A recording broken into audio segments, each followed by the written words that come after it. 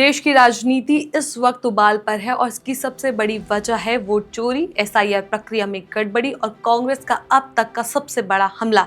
शीतकालीन सत्र शुरू होने से पहले ही कांग्रेस ने साफ कर दिया है कि अब लड़ाई सिर्फ सोशल मीडिया या प्रेस कॉन्फ्रेंस तक सीमित नहीं रहेगी, बल्कि सड़कों से संसद तक सीधे टकराव होगा। राहुल गांधी ने दावा किया है कि वोटर लिस्ट में छेड़छाड़ कर चुनाव के नतीजे पलट दिए गए और अब 14 दिसंबर को दिल्ली के रामलीला मैदान में विराट प्रदर्शन होने जा रहा है।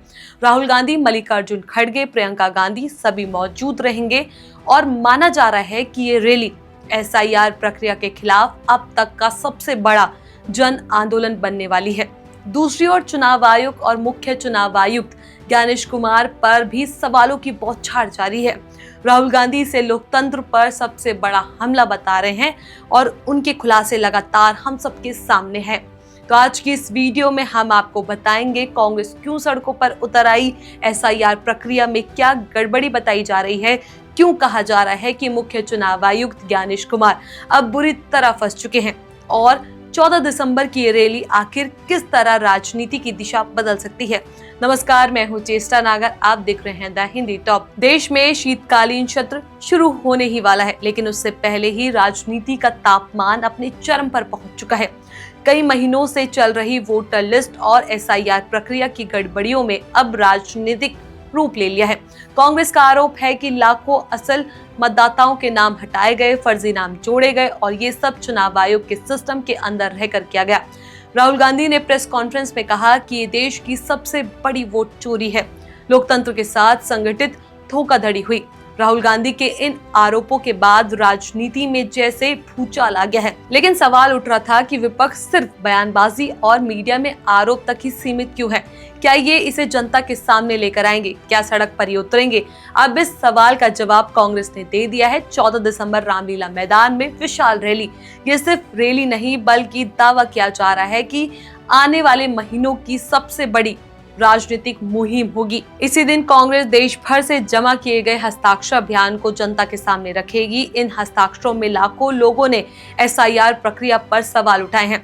कांग्रेस ही नहीं, पूरा विपक्ष अब चुनाव आयोग और मुख्य चुनाव आयुक्त ज्ञानेश कुमार को लेकर भी हमलावर है। इंडिया गठबंधन उनके खिलाफ महाभियोग प्रस्ताव लाने पर विचार कर रहा है। इस समय सबसे बड़ा सवाल ये है कि क्या एसआईआर की गड़बड़ियों का सीधा जिम्मा ज्ञानेश कुमार पर आएगा? क्या विपक्ष वाकई उन्हें पद से हटाने की प्रक्रिया शुरू करेगा? राजनीतिक जानकारों का कहना है कि अगर रामलीला मैदान की रैली बड़ी हुई और जनता का मूड कांग्रेस के साथ गया तो ज्ञानेश कुमार की मुश्किलें कई गुना बढ़ने वाली है। बिहार चुनाव के बाद हुई समीक्षा बैठक में कई बड़े फैसले हुए। बूथ लेवल एजेंट की कमजोरी दूर की जाएगी। चुनाव आचार संहिता के बाद वोटर लिस्ट में संशोधन कर रोक की मांग है। एसआईआर को राष्ट्रीय स्तर पर मुद्दा बनाना, देश भर में हस्ताक्षर अभियान। कांग्रेस को समझ आ गया है कि अगर ये मुद्दा सही तरीके से उठाया जाए तो जनता की सबसे बड़ी समस्या बनती है, क्योंकि वोटर लिस्ट में गड़बड़ियां आम आदमी की तकलीफ से जुड़ी होती है। तो वहीं 14 दिसंबर की रैली क्यों इतनी अहम है? रामलीला मैदान वह जगह है जहां देश की कई ऐतिहासिक रैलियां हुई हैं। कांग्रेस इसमें वोटर लिस्ट की गड़बड़ियों के सबूत पेश करेगी। राहुल गांधी का बड़ा भाषण होगा, जनता से मिलकर आगे की रणनीति तय होगी।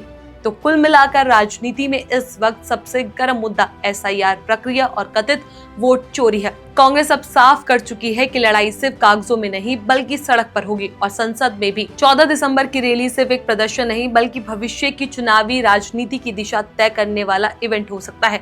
राहुल गांधी का आक्रामक तेवर, खड़गे और प्रियंका गांधी का मंच पर आना और देश भर से जुटे लाखों हस्ताक्षर, ये सभी मिलकर इस लड़ाई को और बड़ा बनाने वाले हैं।